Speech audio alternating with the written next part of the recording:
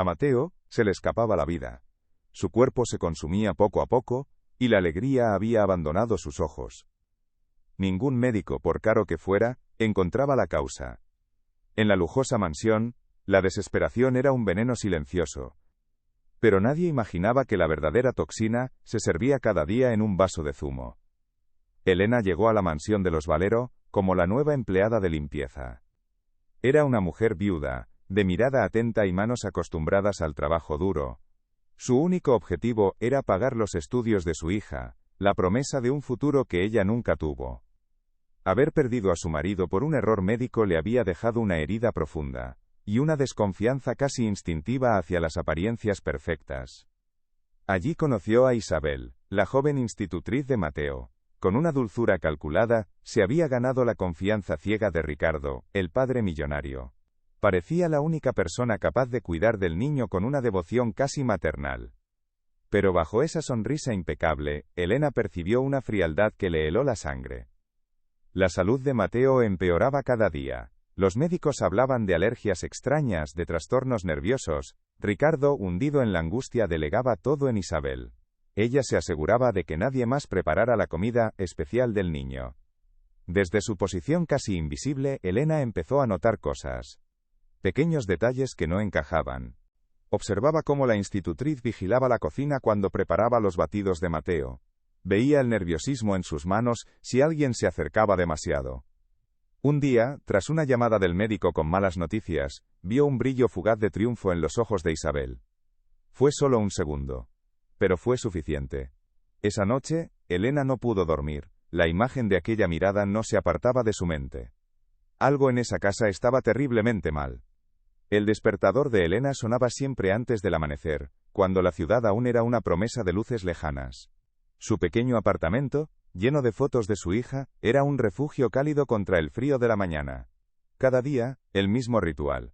Un café rápido, un beso a la foto de su hija Ana, y el largo trayecto en autobús hasta la opulencia silenciosa de la mansión Valero. La casa era otro mundo, un lugar donde el mármol era más frío y el silencio, más pesado. Su trabajo consistía en borrar huellas, en ser invisible mientras pulía superficies que reflejaban una vida que no era la suya. Pero su verdadera misión, la que le daba fuerzas, era el sobre que llenaba a final de mes para la universidad de Ana. Esa era su única meta. Veía al pequeño Mateo como una sombra que se deslizaba por los pasillos, un niño con ojos de anciano, demasiado cansado para jugar. A veces, Elena dejaba una flor de lavanda de su propio jardín sobre la mesilla del niño, un gesto secreto, un trozo de vida en mitad de tanta frialdad. El niño nunca decía nada, pero a veces le dedicaba una débil sonrisa. Fue durante una de esas mañanas cuando su instinto se encendió. Le ofreció a Mateo un trozo de manzana, recién cortada. Isabel apareció de la nada, con una sonrisa que no llegaba a sus ojos. Retiró el plato con una amabilidad gélida, diciendo que el niño solo podía tomar los alimentos que ella preparaba personalmente. Su dieta era especial, muy delicada. A partir de ese día, Elena observó. Vio cómo Isabel desechaba cualquier cosa que no hubiera salido de sus propias manos. Vio cómo su rostro se tensaba si Ricardo, el padre, sugería pedir comida de fuera para animar al niño. El control de la institutriz sobre la alimentación de Mateo era absoluto, casi obsesivo. Cada vez que limpiaba la cocina, sentía un nudo en el estómago. El olor de los batidos de hierbas que Isabel preparaba era extrañamente amargo, un olor que no parecía encajar con algo destinado a un niño. Elena sabía lo que era ver a alguien a quien amaba consumirse sin explicación. Lo había vivido con su marido. Y esa sensación familiar, la de una verdad oculta a simple vista, comenzó a crecer dentro de ella. No era solo preocupación, era miedo. Un miedo frío que le recordaba que las peores enfermedades a veces no venían de dentro, sino que eran administradas por la mano que se suponía que debía cuidar.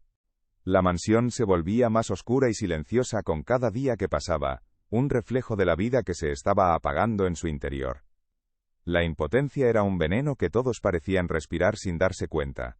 Cuéntanos en los comentarios desde dónde nos estás viendo y qué hora es ahora mismo en tu ciudad. Esa noche en el autobús de vuelta a su verdadero mundo, Elena tomó una decisión. No podía seguir siendo una sombra invisible. Tenía que descubrir qué ocultaba la sonrisa perfecta de Isabel, aunque eso significara arriesgar lo único que tenía, su trabajo. Lo que no sabía era que esa decisión estaba a punto de poner su propia vida en peligro. Al día siguiente, Elena entró en la cocina con una nueva determinación. Sus movimientos eran los mismos de siempre, pero sus ojos buscaban algo más que polvo. Se movía con una lentitud calculada, observando cada gesto de Isabel, cada ingrediente que tocaba, cada frasco que abría. Isabel no tardó en percibir la diferencia. La sonrisa amable que solía dirigirle se volvió tensa, casi una mueca. Sus ojos la seguían por la habitación, fríos y afilados. La institutriz, que antes ignoraba su presencia, ahora parecía consciente de cada una de sus respiraciones. La primera estocada fue sutil, pero directa. Elena vio a Mateo sentado en un rincón, con la mirada perdida. Se acercó para ofrecerle un vaso de agua, pero la mano de Isabel se interpuso, deteniéndola en seco. Su voz, aunque suave, cortaba como el hielo. No te preocupes, Elena. Yo me encargo de todo lo que el niño necesita. Elena retrocedió, sintiendo un escalofrío. La máscara de la cuidadora perfecta se había resquebrajado por un instante, revelando una posesividad helada. Había cruzado una línea invisible, y ahora estaba en el radar de Isabel. La cocina, antes un simple lugar de trabajo, se había convertido en un territorio enemigo. Los días siguientes fueron una guerra silenciosa. Isabel comenzó a dejar pequeñas trampas, diseñadas para poner a prueba su paciencia y minar su credibilidad. Un jarrón colocado al borde de una mesa, una mancha de zumo en un suelo recién fregado. Pequeñas acusaciones veladas que llegaban a oídos de Ricardo. Una tarde, al volver a su taquilla, Elena notó que el pequeño candado estaba ligeramente arañado. Dentro todo parecía en orden, pero la foto de su hija Ana estaba boca abajo. No era un descuido. Era un mensaje. Una advertencia de que Isabel podía llegar a lo más íntimo, a lo que más le importaba. El miedo se apoderó de ella, un nudo frío en el estómago. Perder ese trabajo significaba el fin del sueño de su hija. Por un momento, pensó en rendirse, en volver a ser invisible y olvidar lo que creía haber visto. El riesgo era demasiado grande. Pero esa misma noche, mientras limpiaba el pasillo de arriba, Isabel la acorraló. La casa estaba en silencio, solo ellas dos. Algunas personas deberían aprender a no meterse donde no las llaman, susurró la institutriz, su voz despojada de toda dulzura. Esta familia no tolera a los curiosos. Elena se quedó sin aire. La amenaza era clara, directa y aterradora. Justo en ese instante, la puerta de la habitación de Mateo se entreabrió. El niño las miraba desde la penumbra, sus ojos enormes y suplicantes en su rostro pálido. No dijo nada, pero su mirada lo decía todo. Era una petición de ayuda silenciosa que reavivó la llama en el corazón de Elena. Isabel, al ver al niño, recuperó la compostura al instante. Se alisó la blusa con un gesto elegante y le dedicó a Elena una última mirada cargada de desprecio antes de alejarse por el pasillo. Aquel gesto de superioridad la enfureció más que la propia amenaza. Ahora Elena lo sabía con certeza. Isabel no solo ocultaba algo, era peligrosa. Y no se detendría ante nada para proteger su secreto. La batalla ya no era silenciosa. Y Elena comprendió que, para salvar a Mateo, tendría que arriesgarlo absolutamente todo. La advertencia de Isabel resonó en los pasillos silenciosos, mucho después de que ella se hubiera marchado. Elena sintió un frío que no tenía nada que ver con la temperatura de la mansión. Sabía que la institutriz no se quedaría de brazos cruzados. La guerra silenciosa había terminado, y ahora comenzaba la batalla abierta. Al día siguiente, el ambiente era extrañamente tenso.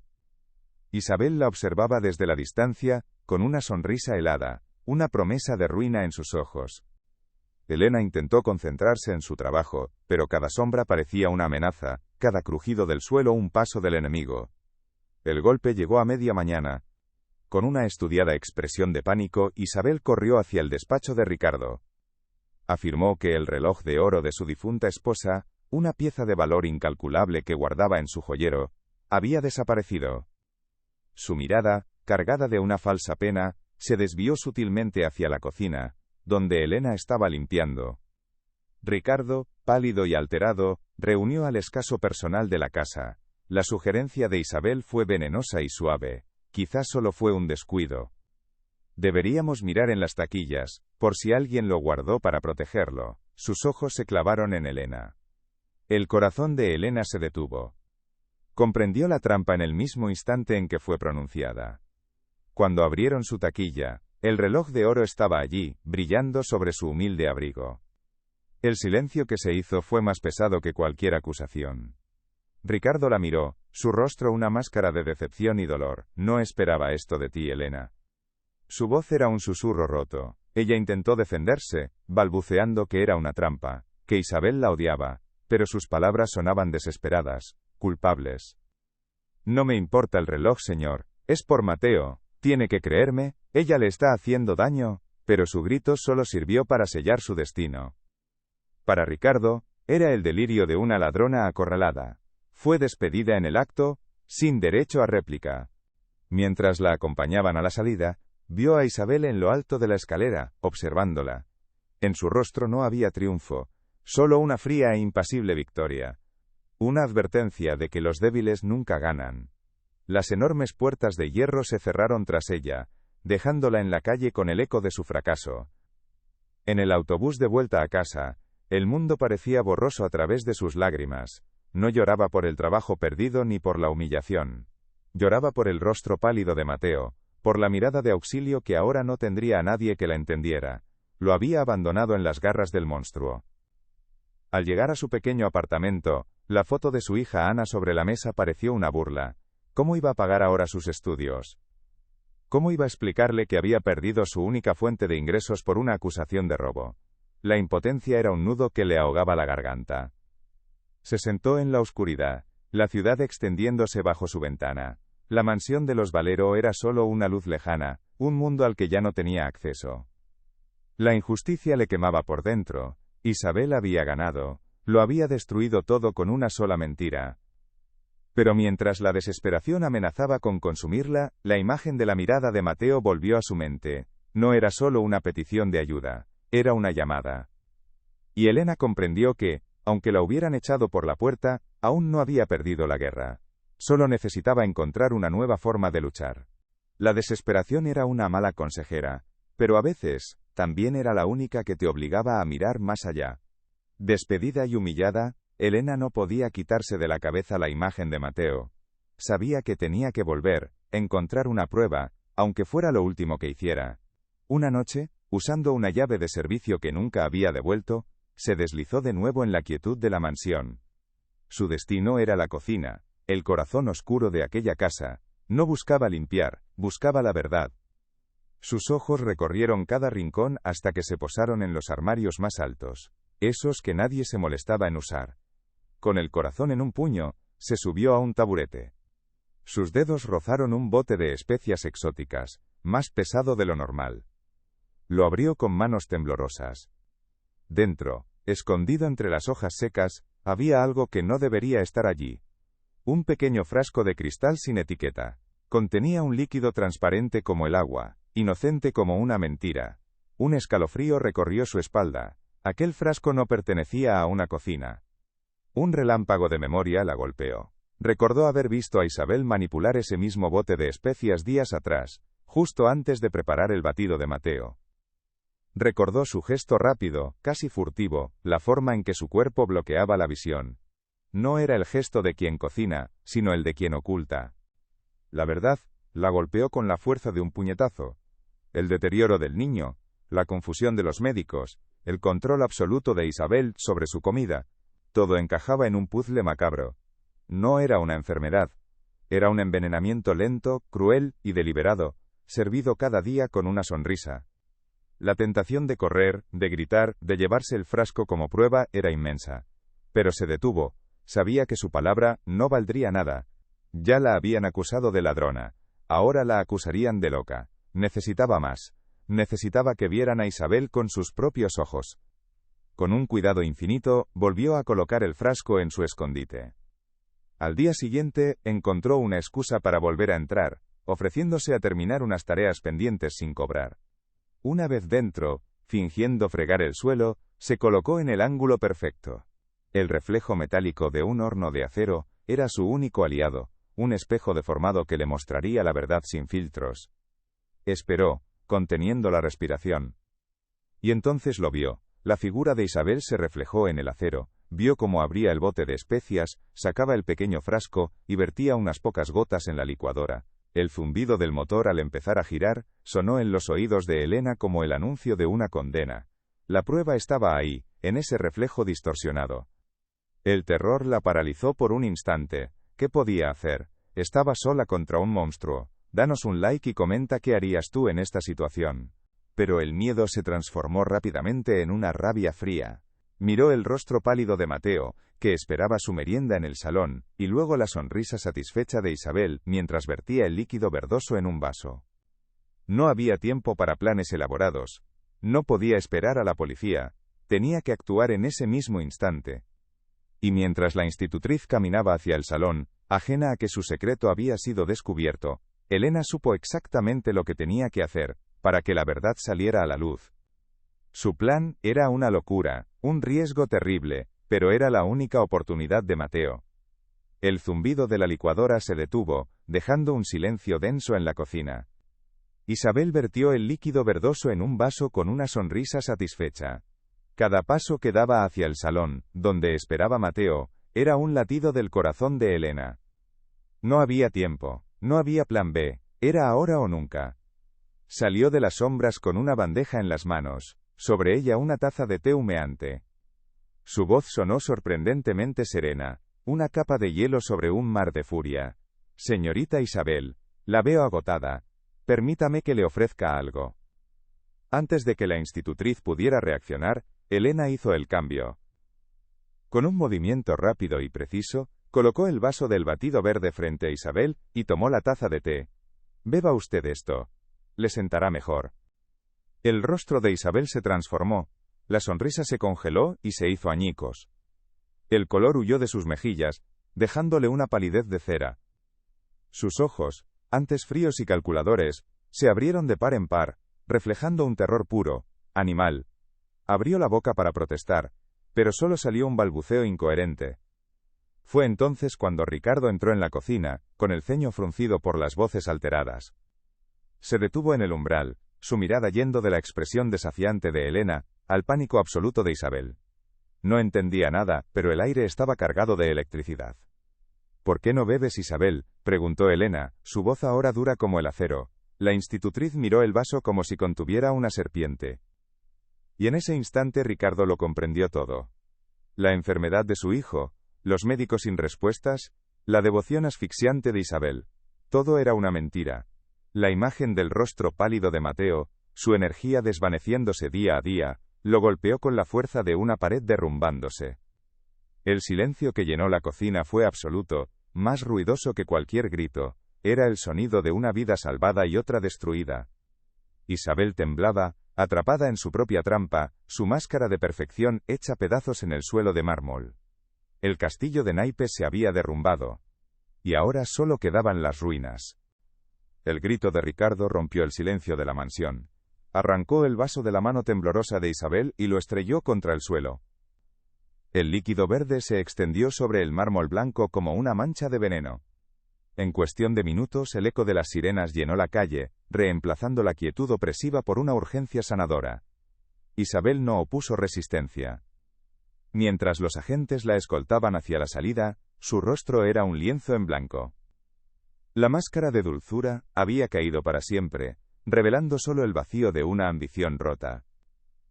Vio a Elena por última vez, no con odio, sino con la mirada perdida de quien ha sido derrotada por una fuerza que nunca supo prever, la decencia. Mateo fue trasladado al hospital de inmediato. Los análisis del frasco confirmaron la peor de las sospechas, una toxina sutil, casi indetectable, diseñada para minar el cuerpo lentamente. Con el antídoto correcto y un tratamiento de recuperación, la vida comenzó a regresar a sus ojos. Ricardo no se separó de su cama ni un solo instante, sosteniendo su mano como si quisiera devolverle con su tacto toda la fuerza que le habían robado. Días después, Ricardo se encontró con Elena en el pasillo del hospital. No había palabras suficientes para expresar su gratitud, ni para pedir perdón por su ceguera. Solo pudo mirarla a los ojos, con una humildad que nunca antes había mostrado, y susurrar un gracias que lo contenía todo. Tu instinto salvó a mi hijo. salvaste todo lo que me importa. Pasaron 6 meses. La mansión Valero ya no era un mausoleo silencioso. Ahora, las risas de Mateo resonaban en el jardín, persiguiendo un balón con una energía que parecía inagotable. El césped, antes un tapiz perfecto e intacto, ahora mostraba las huellas felices de sus carreras. Ricardo ya no era un padre ausente, una sombra encerrada en su despacho. Se le podía ver tirado en el suelo, montando un puzzle con su hijo, o manchándose las manos de tierra mientras le enseñaba a plantar una flor. Había aprendido de la forma más dura que la verdadera fortuna no estaba en sus cuentas bancarias, sino en el tiempo compartido. Elena los observaba a veces desde la ventana, pero ya no con el uniforme de empleada. Ricardo, en un acto de justicia y gratitud, había creado una fundación para ayudar a niños con enfermedades raras, y la había nombrado a ella directora. El futuro de su hija Ana estaba más que asegurado, y ella había encontrado un propósito que sanaba sus propias heridas. Su vida, antes marcada por la pérdida y la lucha silenciosa, se había transformado. Comprendió que su dolor pasado no había sido en vano. Le había dado la capacidad de ver la oscuridad donde otros solo veían una sonrisa perfecta. La justicia no siempre llega desde un tribunal, a veces nace del coraje de una sola persona. Una historia que nos recuerda que nunca debemos subestimar el poder de la intuición y la valentía de hacer lo correcto, sin importar el riesgo. Si esta historia te ha conmovido, deja un comentario y compártela. Porque a veces, para devolver la luz a una casa, solo hace falta que alguien se atreva a encender una cerilla en la oscuridad.